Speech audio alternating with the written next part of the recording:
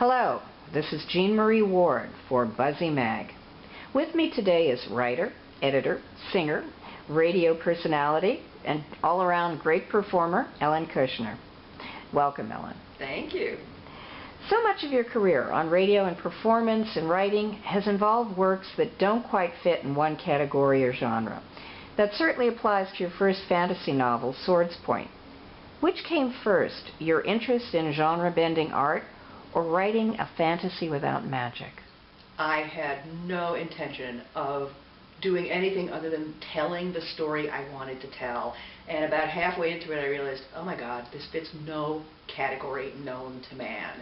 But I was so in love with telling the story that, and I was young, you know, you've got a certain screw it attitude when you're young. And I'm just going to write it, it's going to be what it's going to be. And having already been in publishing, I thought it's their job to figure out what it is and how they're going to market it. This nearly proved my downfall when nobody knew what it was or how to market it, and it finally got published in the fantasy genre, where it became this sort of semi-succès d'estime, with everybody being very scandalized. I guess I should say it became a sort of a succès de scandale, with everybody saying, oh my God, it's a fantasy novel without magic. And you know, that's one thing that you can call it, and it did in fact become, I mean, just an accident of history that it was published in the fantasy genre, and people needed to think of it as a fantasy, and yet it had no magic, so it became fantasy without magic, which then later people realized that there was a lot in it that had a kind of an 18th century or a Regency, Jane Austen feel, so they started calling it fantasy of manners.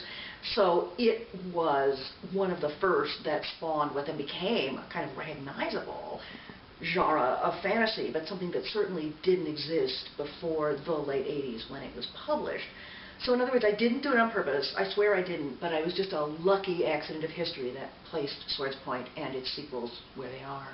It's interesting that something that's so literary would be hard to categorize, because it always, before the modern period, literary novels, literary works could deal with elements of fantasy, The Tempest, for example, without causing scandal.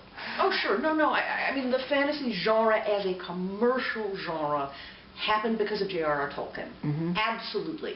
Tolkien became an enormous success, and publishers said there's gold in them thar hills, and they started rushing into print anything that dimly, remotely reminded them of Tolkien, and slapping a J.R.R. Tolkien style cover on it. I was in high school at the time, and I read them all, and they all were packaged to look like Tolkien, and none of them remotely resembled Tolkien. They were all books, though, that had been written and published as literary novels in the 19-teens, the 1920s. E.R. Edison, Lord Dunsany, all that stuff came out and gave my generation of readers the chance to read these classics of, you know, proto-fantasy, if you will. Then the next generation immediately followed, which was the writers influenced by Tolkien, Ursula K. Le Guin, Lloyd Alexander, even Peter Beagle in a way. But that was all the sort of the young fantasists that got published. And then everything just kind of blew wide open once the Tolkien imitators came out. And fantasy was a hard and fast and big selling genre. And that really altered the way that people saw novels that contained some element of the fantastic.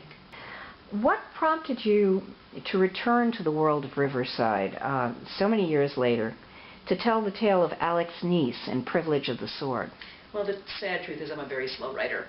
But when I finished Swordspoint, everyone said, oh, you're going to write a sequel? And in those days, sequels were sort of trashy, in my opinion at least. It wasn't like now, where basically any book that's any success, you assume there's going to be a sequel and you look forward to it with delight.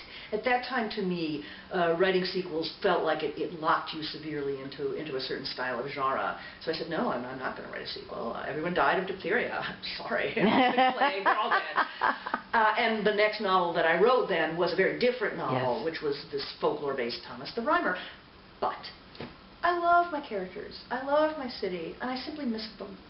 And I wrote a short story about them called The Swordsman Whose Name Was Not Death, mm-hmm, which ends up figuring in the sequel to Swordspoint, The Privilege of the Sword. I actually started The Privilege of the Sword, put it away. My agent at the time didn't like it, and I just abandoned it. And then I did write another novel set in that same Yes. world with Delia Sherman Mhm. called The Fall of the Kings that takes place some 60 years later. So what prompted me to do it? I just fell in love and I missed them. What allowed me to do it was a sense that they weren't literally sequels, that I wasn't doing the same trick over and over. Now I kind of question my reasoning and think, why didn't you? It would have been fun. Everybody would have loved it. Yeah, you're such a silly person. But be that as it may, that was the choice I made. But I felt like if I could keep coming at the same city and the same family, but from very different angles, that it would be an interesting exercise and it would make interesting books. And indeed, the difference between, in Swords Point, where you're in very close in this very tight and really messed up relationship between the swordsman and his lover, the mysterious renegade student, and seeing those same two characters when they're both a little bit older, but this time through the uncompromising gaze of a 15-year-old girl, you're getting a completely different look at the same place and the same people. And then to do some of the short stories that I've done, because I've written quite a few actually Yes, about those I know. characters now, and The Fall of the Kings, which is set the next generation down, so that the teenager in Privilege is now the rather frightening, powerful older woman, but also that the city has changed. You know, I've come in and out of New York City all my life, and am now realizing, now that I've got a few years under my own belt, just how much a city and a culture can change even in 20 years, let alone 30, let alone 50. And I want to write about that. I think it's really interesting. And while you can say that in a pre-industrial society the changes wouldn't be as swift and dramatic as they are now, I still think if you're living through a particular time, you're very aware of how things have changed. And the changes can be small and subtle, but if you're in them, it's really quite different. There's an Elizabethan guy named John Stowe who wrote about the city of London. It's a very famous book because he goes through every single borough in London in, I'm not sure, 1575, I think, thereabouts. And he talks about how much it has changed. This is not a 100-year-old guy. You know, this is a young guy who still can say, oh, London's not what it was. Everything's different now. So I think we can't say that things didn't change in the past as quickly as now. I think people always perceive that as happening. And, well, it's partially the personal landscape. You were talking about the heroine of Privilege of the Sword turning into a really scary noblewoman. You mentioned Thomas the Rhymer, your second novel, and it's a novel that's rife with elves, the magical power of words. I mean, classical fantasy to me, you know, magic, magic, magic. How did that bend the genre rules, or did it? I don't know if it really did. In some ways, Thomas the Rhymer is a throwback to those early genre fantasies that I was reading in high school, in that it's very much based on myth and folklore, and set in a kind of a, I say it's set in storybook land. I mean, technically, nominally, it's set in a real time period on the Scottish border. We know Thomas the Rhymer really lived. But I've got kind of the people that he interacts with, even in the very earthy real world, to me have as much to do with folklore and fairy tale as they do with what life would have been like in 1120 or whenever it's set.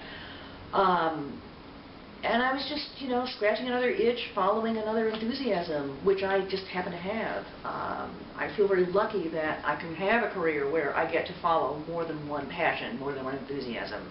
And I've always loved traditional fantasy. I was as shocked as everyone else when my first novel was not in the Tolkienian mode, or even in the Le Guin mode. I mean, Ursula Le Guin was a huge influence on me, and I always thought I would write like that, and Swords Point is nothing like either of them. So in some ways it was like going home for me to go back to the mythic, folkloric, fairy tale feel that I did in Thomas the Rhymer.